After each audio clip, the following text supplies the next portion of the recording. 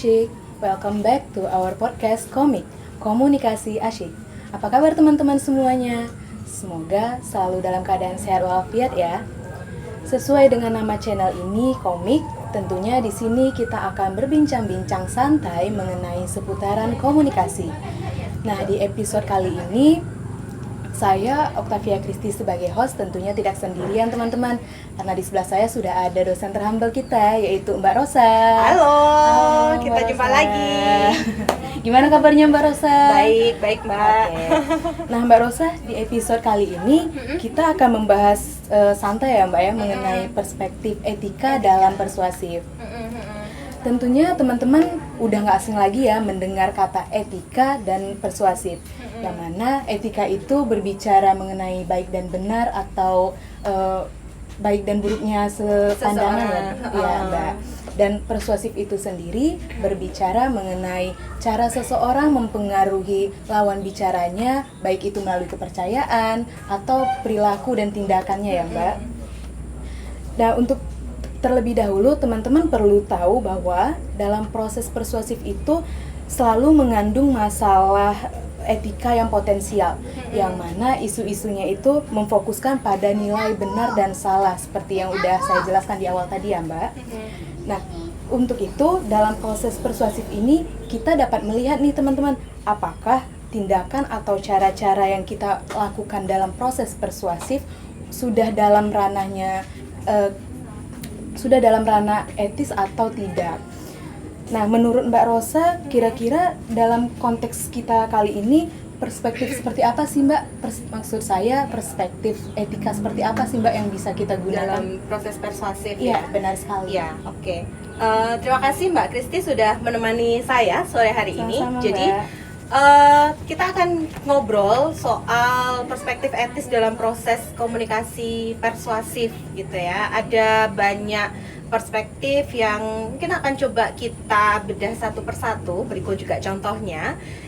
Yang pertama kita bisa melihat bahwa dalam konteks komunikasi persuasif itu ada yang disebut sebagai koridor etika berbasis religius ya. Jadi di sini artinya kaidah-kaidah atau norma-norma dalam keagamaan itu ikut istilahnya menentukan gitu ya, menjadi semacam batas, semacam memagari perilaku dan juga tindakan kita gitu. Oke, berarti dalam perspektif ini lebih menekankan nilai-nilai atau pedoman berdasarkan kepercayaan masing-masing kita ya Mbak ya. Oke. Dan dari yang Mbak jelaskan tadi, Christy jadi nangkep contoh kecilnya itu sangat dekat sih dengan anak-anak zaman sekarang itu. Misalnya ada seorang kakak nih, dia terpaksa mencuri di warung karena untuk memberi makan adiknya gitu ya Mbak ya. Sedangkan dari perspektif agama mencuri itu kan ya melanggar agama, ya salah ya Mbak ya. Oke, selain perspektif agama, kira-kira ada perspektif apa lagi nih Mbak?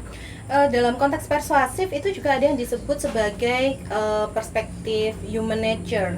Jadi artinya dia lebih melindungi dan menjaga karakteristik unik dari manusia. Jadi kita lebih menghargai aspek itu. Misalnya kalau Mbak Christy memiliki kelebihan ataupun kekurangan, ya kita tetap mencoba untuk menghargai itu sebagai bagian dari kepribadian Mbak Christy gitu. Oke, berarti intinya human nature perspektif ini lebih mengarah ke sifat dasar manusia atau karakteristiknya seperti gitu. Aduh, gugup saya Mbak. Oke Mbak, dalam hal ini juga berarti si persuader itu perlu memberikan motivasi ya Mbak ya, agar seseorang atau lawan bicaranya itu bisa mengembangkan diri. Jadi karena dalam human nature itu saya ikut belibet juga ya. Itu lebih melihat bagaimana kita menghargai orang lain tadi ya, karena dengan seperti itu masing-masing potensi diri orang itu akan keluar ya dengan sendirinya. Nah selain human nature juga ada yang disebut sebagai perspektif politik gitu. Jadi kalau perspektif politik di sini dia lebih bersinggungan pada hak-hak warga negara untuk mengemukakan pendapat, menyampaikan aspirasinya seperti apa gitu. Kalau hari ini rame pilkada gitu ya. Nah, orang yang mencalonkan lalu beberapa aspirasi itu sejauh mana sih diserap gitu. Kalau perspektif politik melihatnya seperti itu. Gitu ya Mbak. Berarti dalam perspektif politiknya ini hak-hak atau kebebasan kita memilih seseorang itu lebih dihargai gitu ya Mbak, walaupun berbeda pendapatnya. Berpendapat, kemudian juga ketika masyarakat perlu mengakses informasi publik itu juga perlu terbuka gitu ya. Kalau kita melihatnya dari kacamata si etika politik ini atau political ethics-nya.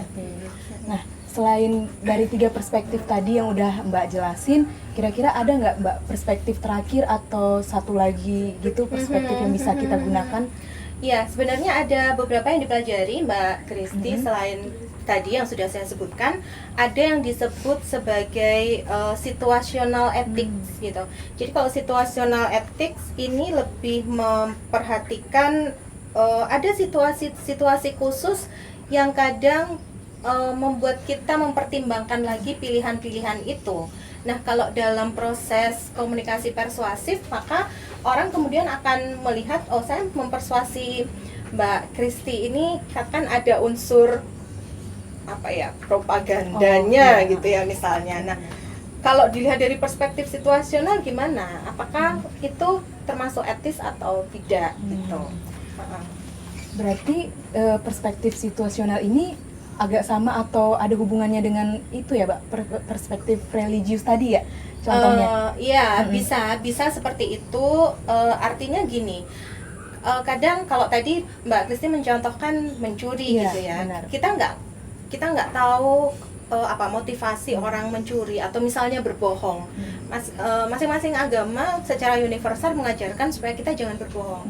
Tetapi kalau dilihat dari kacamata situasional ini, perspektif situasional, kita akan melihat dulu nih motif kebohongannya apa. Jangan-jangan ketika dia bicara jujur karena ayahnya jantungan gitu ya misalnya, atau ibunya punya penyakit jantung langsung anfal gitu. Maka mungkin perlu waktu khusus sebenarnya dia tidak bermaksud berbohong, tetapi perlu waktu tersendiri untuk menjelaskan pada orang lain gitu.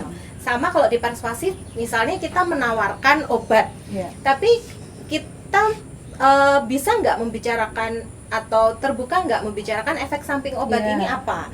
Kalau di saat pandemi misalnya, nah ada vaksin itu kemudian cukup memberikan informasi atau orang-orang yang terlibat di dalamnya itu cukup informatif atau tidak dalam memberikan efek sampingnya ada atau enggak gitu. Gitu ya Mbak ya. Berarti bisa kita katakan perspektif ini mampu membuat evaluasi etis gitu ya Mbak ya? Bisa juga. Salah satunya kita tahu ada tujuan dan nilai yang dipegang oleh audiens itu seperti apa. Jadi ketika proses persuasif berlangsung, saya punya prinsip seperti apa, Mbak Kristi punya prinsip seperti apa, lalu juga kesadaran audiens kepada pesan-pesan persuasif atau kepada orang yang mempersuasi gitu. Kalau pihak dinas kesehatan mempersuasi dia benar-benar bisa memahami itu ya sebagai bagian, oh saya sadar bahwa ini baik untuk saya atau sebaliknya gitu. Setelah membahas tentang keempat perspektif tadi Mbak, Kristi mau nanya nih Mbak, kira-kira mengenai selain etika, maksud saya yang situasional tadi situasional tadi, tentunya kita kan berbicara etika juga nih Mbak. Di dalam etika itu sendiri tentu kita nggak bisa melihat dari satu sisi ya Mbak ya. Nah, ada nggak sih Mbak perspektif lain yang digunakan dalam konteks persuasif ini? Ada satu perspektif yang itu hubungannya dengan pekerjaan. Jadi kalau di sini disebutnya legal ethics ya, atau legal perspektif. Misalnya kita bicara soal kode etik jurnalistik atau kode etik kehumasan, kode etik di dunia periklanan itu seperti apa gitu. Jadi ketika kita membuat pertimbangan, bisa juga dengan menggunakan kode etik profesi itu. Gitu ya. Berarti legal perspektif ini teman-teman semua bisa ngambil benang merahnya atau intinya bahwa perspektif ini lebih mengarah atau menilai apakah pesan-pesan tersebut sudah memuat nilai etis atau enggak gitu ya Mbak ya? Dalam konteks pekerjaan pekerjaan gitu. Oke, baik Mbak, berarti dengan beragamnya perspektif etis ini tentu sangat diperlukan dalam proses persuasif ya Mbak ya. Tapi Mbak sebenarnya ada nggak sih Mbak menurut Mbak prinsip utama yang berlaku secara keseluruhan gitu prinsip dasarnya gitu Mbak? Kalau tadi kita bicara dari berbagai aspek, tapi sebenarnya seperti Mbak Kristi sempat singgung, ada satu benang merah yang disebut sebagai golden rule. Nah, golden rule ini bicara apa? Dia ada prinsip utama yang sebenarnya hampir sama atau dia selalu ada di setiap perspektif etis itu. Misalnya ketika kita merasa bahwa dicubit itu sakit gitu, ya jangan mencubit gitu. Artinya kalau kita dibohongi itu merasa tersinggung, merasa marah, maka usahakan gitu. Saya menambahkan kata untuk mengusahakan supaya tidak menyakiti orang lain juga gitu. Jadi intinya kalau kita nggak ingin disakiti, jangan menyakiti orang lain gitu. Aduh, itu sangat berhubungan dengan perasaan sekali ya Mbak.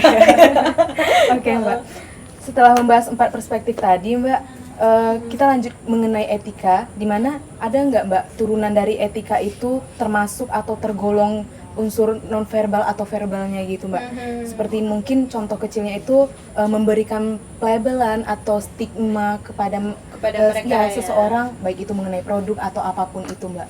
Gimana? Nah sebenarnya dalam konteks persuasif, kalau kita bicara ada pelabelan, ada stigma atau misalnya tadi ya beberapa hal yang itu kadang menimbulkan gesekan-gesekan di masyarakat gitu. Kalau misalnya secara visual kadang ada unsur yang sifatnya rasis atau diskriminasi, kemudian ada cyber ethics gitu. Nah itu beberapa perspektif etis yang sifatnya lebih kontekstual sehingga itu bisa digunakan gitu ya untuk lebih memperkaya sudut pandang kita.